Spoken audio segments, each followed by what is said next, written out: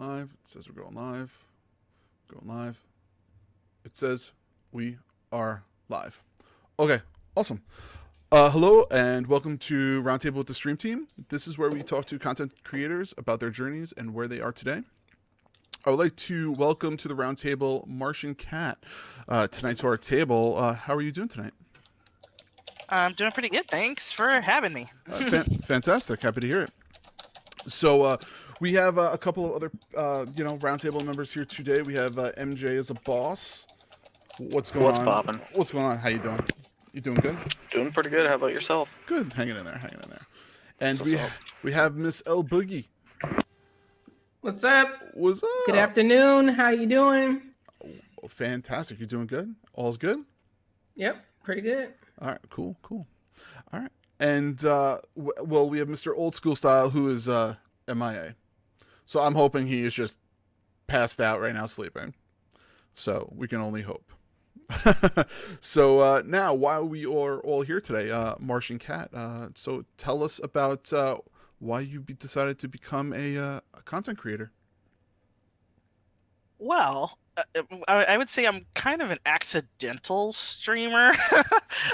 I didn't even know what Twitch was when I got on there.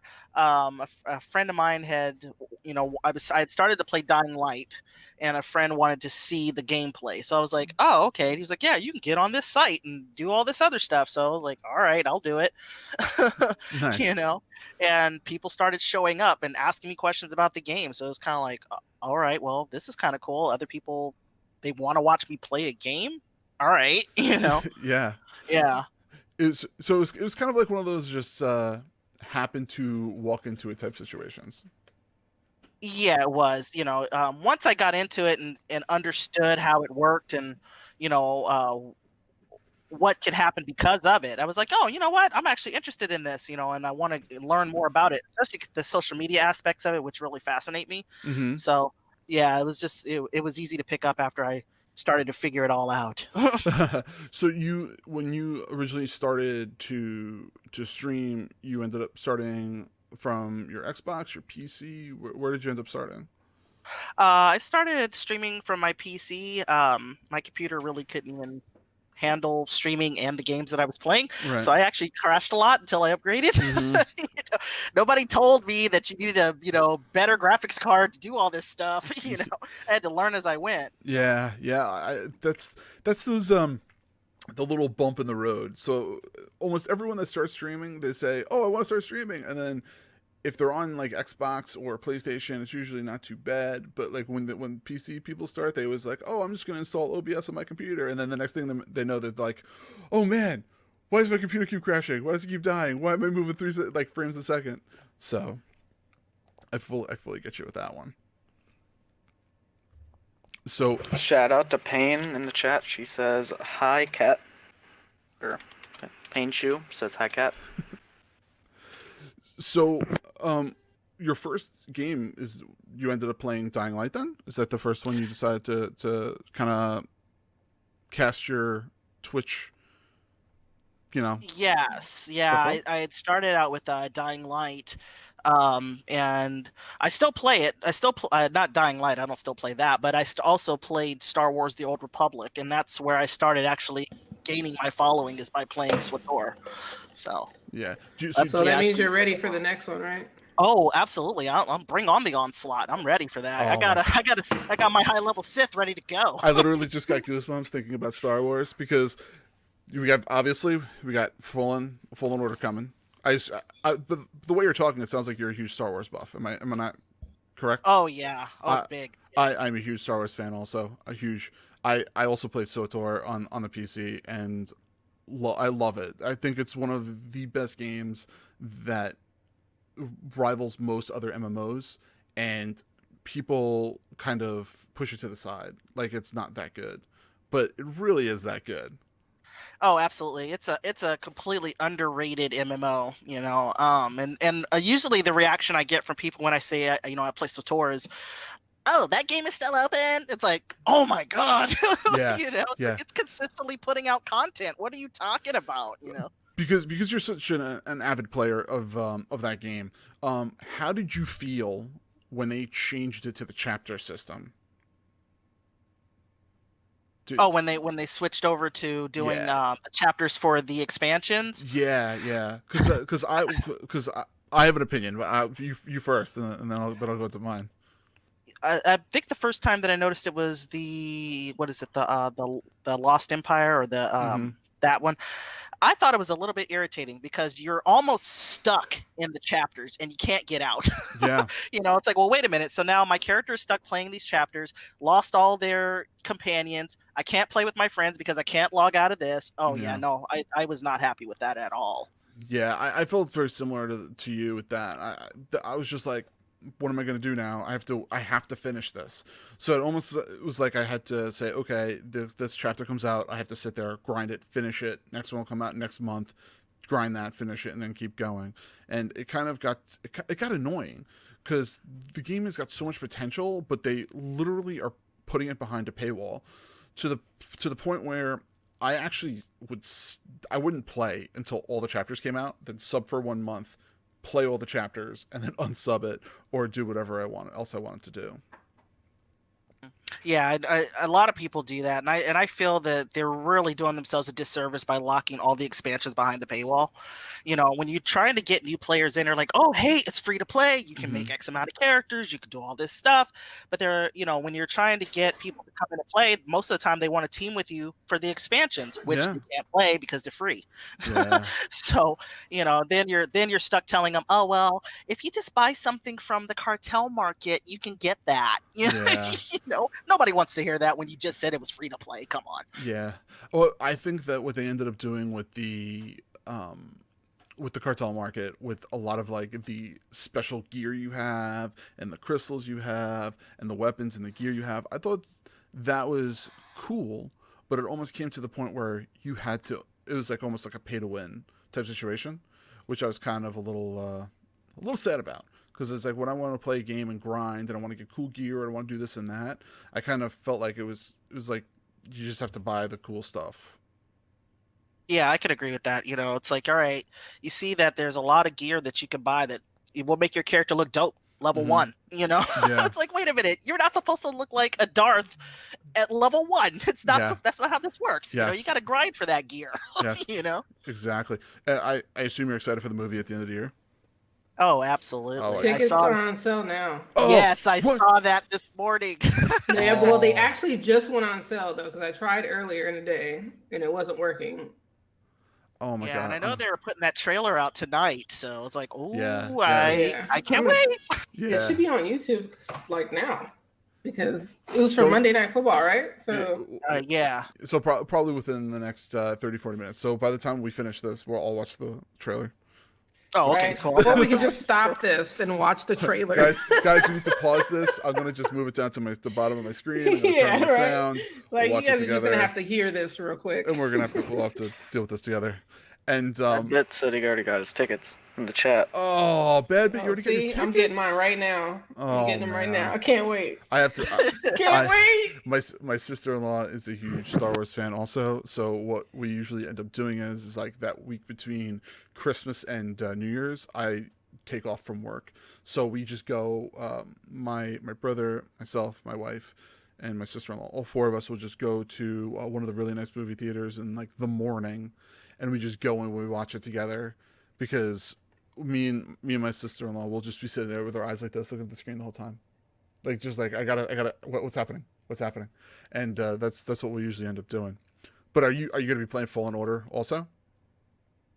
I am on the fence. Really? Why are you on the fence? I know, I'm on the fence about it. I like the multiplayer game. I just like having that option, and I also am a little bit upset that they are making it strictly light side choice, and I'm not down with that. I like to have the option to either go light or dark side.